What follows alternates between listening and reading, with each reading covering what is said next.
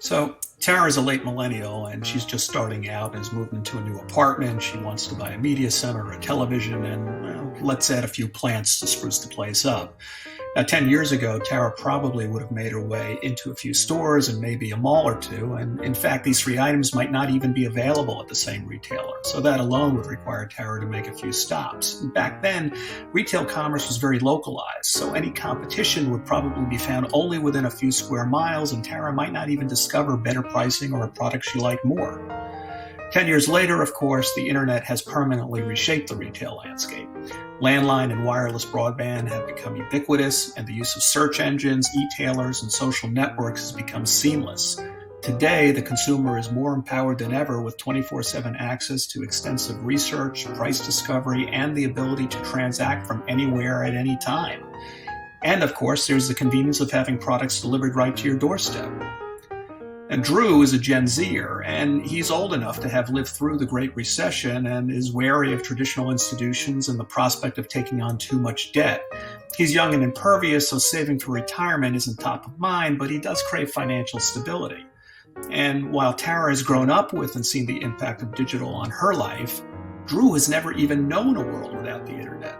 He expects a seamless and intuitive digital experience from any company he deals with, including financial institutions. So, how do the folks at Big Bank Inc. navigate this world?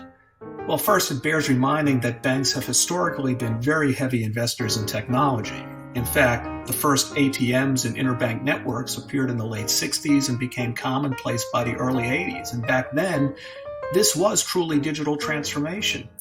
In recent years, though, discretionary initiatives have suffered due to aggressive cost cutting, and much of the remaining technology expense has been directed towards lights-on activities. And the downside is that real innovation has been more stagnant at some of these firms, and the talent needed to drive transformational change is looking elsewhere.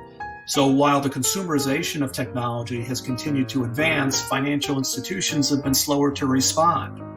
Of course, fintechs have emerged to fill some of the gap, but with 2/3 of the U.S. labor force a young adult like Tara or Drew, some financial institutions continue to function with legacy operating platforms that simply don't align with modern-day expectations, and even the venerable ATM is reversing course as cashless payment systems continue their trajectory. So, strategy, commitment, leadership, culture, skills, and execution are all critical to a successful digital transformation, and you'll also need to consider replacing legacy business and operating models.